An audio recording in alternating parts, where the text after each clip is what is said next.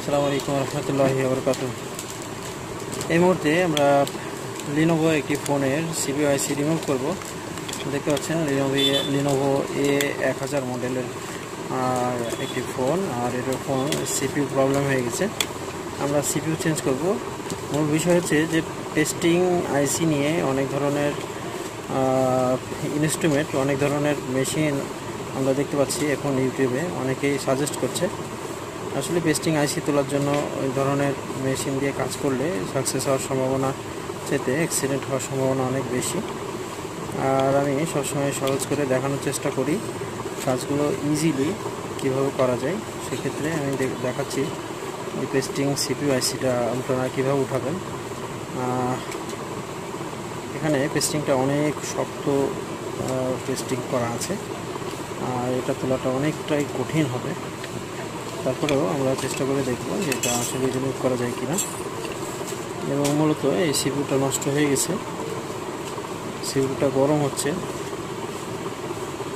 পেস্টিংগুলো আগে দেখতে হবে। পেস্টিংটা অনেক কিছু পেস্টেড আছে যেগুলো একটু রাবার টাইপের হয়, কেটে নেওয়া যায়, কিন্তু এটাই কেটে নেওয়া অনেক কঠিন।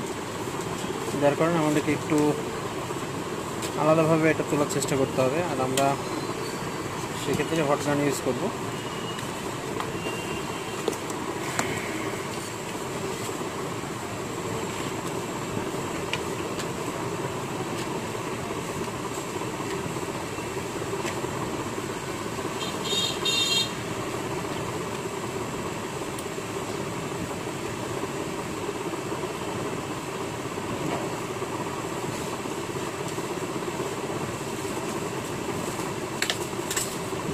হালকা হিট দিচ্ছি, তাতে টেস্টিংগুলো কেটে যাচ্ছে এই যে এভাবে।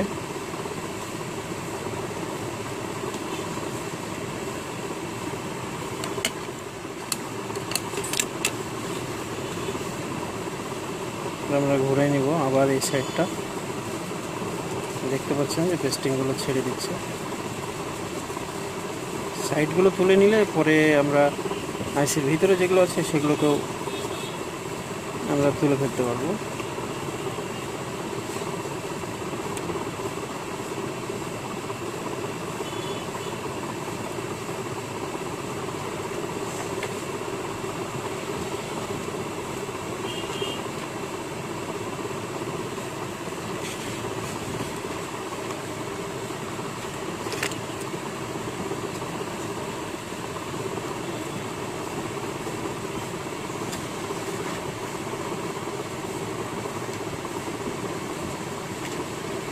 এবং পেস্টিং আইসির ভিতর থেকে বলগুলো লিকেজ হয়ে বাইরের দিকে বের হয়ে আসে। সিপিইউটা ফাটছে, দেখতে পাচ্ছেন, মানে আগে থেকে সিপিইউটা ড্যামেজ হয়ে গেছে এবং ওপরটা এই যে ফুলে উঠছে।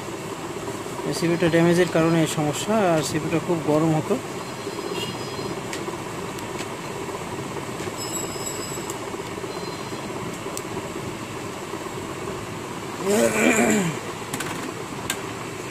দেখতে পেলেন সিপিইউটা সুন্দরভাবে উঠে এসছে এখানে। আর আমরা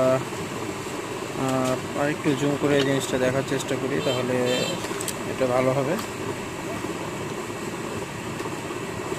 এই হচ্ছে সিপিইউ, আর এটা হচ্ছে আমাদের মাদারবোর্ডের ফাইলগুলো এখনও পেস্টিং লেগে আছে। আমরা এই আঠাগুলো ছোটাবো, ছোটানোর পরে আমরা নতুন একটা এখানে আইসি লাগিয়ে দিতে পারবো। আর এই আইসিটা নষ্ট হয়ে গেছে, যার কারণে এটা ফুলে উঠছিল মিডিলের দিকে, একেবারে অন্যরকম পরিস্থিতি। বন্ধুরা, এভাবে আমরা পেস্টিং আইসি তোলার চেষ্টা করব এবং কাজগুলো সফলতার সাথে আমরা করার চেষ্টা করব। এবং এখানে আমরা মাদারবোর্ডের যে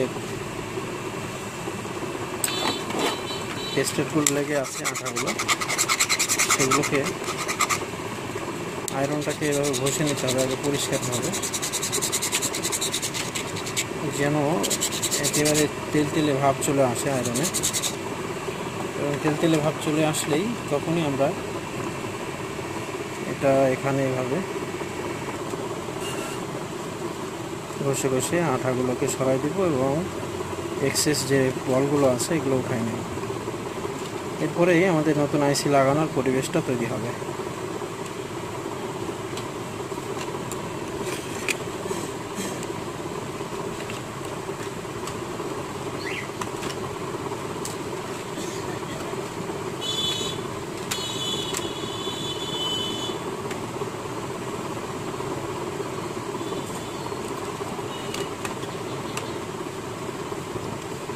মিডিলে যে ফয়েলগুলো থাকে এর মধ্যে বেশিরভাগই থাকে গ্রাউন্ড, আর কিছু পজিটিভ লাইন থাকে। আইসি বলগুলো অনেক ঘন এই সেটে, যার কারণে কাজটা কিছুটা আইসিটা লাগানো কিছুটা কঠিন হতে পারে। তবে হাতের ব্যালেন্স যাদের খুব ভালো তারা কাজগুলো ইজিলি করতে পারবেন, আপনারা কোনো সমস্যা হবে না ইনশাআল্লাহ।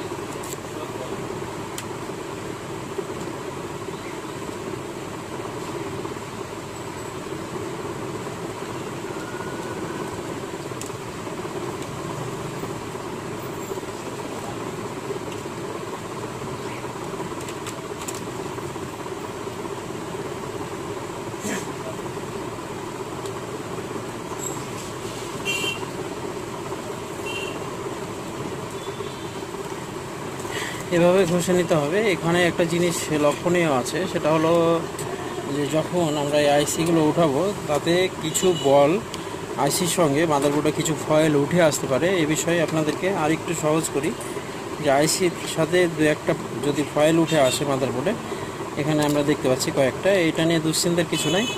যে ফয়েলগুলো সাধারণত ব্ল্যাঙ্ক বা গ্রাউন্ড বা এতে কোনো লাইনই নাই, এই ধরনের ফাইলগুলো উঠে আসা খুব ইজি এবং এটা উঠে আসে, এটাকে কখনোই রুখতে পারবেন না আপনি।